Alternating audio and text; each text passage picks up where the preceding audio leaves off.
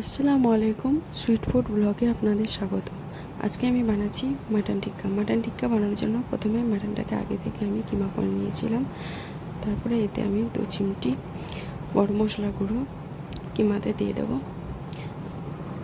তারপরে আমি আগে থেকে একটা মিক্সার গ্রাইন্ডারে পেস্ট বানিয়ে নিয়েছিলাম। এতে আছে কাঁচা লঙ্কা, ধনিয়া আর তেঁতুল। তারপরে আমি দিয়ে দেবো স্বাদ মতো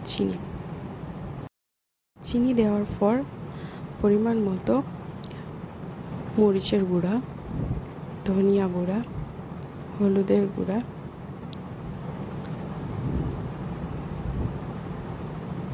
স্বাদ মতো লবণ,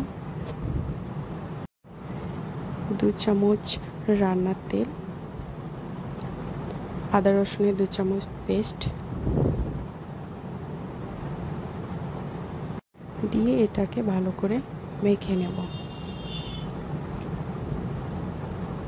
মাখানো হয়ে যাওয়ার পর এটাকে আমি আধা ঘন্টা ম্যারিনেট করে রেখে দেব। ম্যারিনেটের পর এটাকে আমি ছোট ছোট বল বানিয়ে নেব।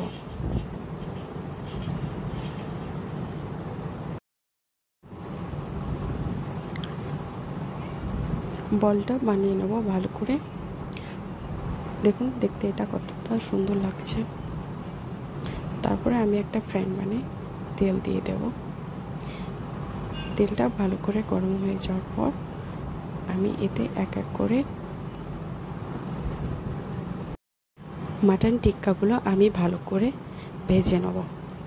এটা খেতে খুবই সুস্বাদু। আপনারা বাড়িতে একবার ট্রাই করে দেখবেন। এটাকে আমি ভালো করে উল্টে পাল্টে লাল লাল করে ভেজে নেব। আর হ্যাঁ, ভালো লাগলে আমার চ্যানেলটাকে সাবস্ক্রাইব করে আমার পাশে থাকুন।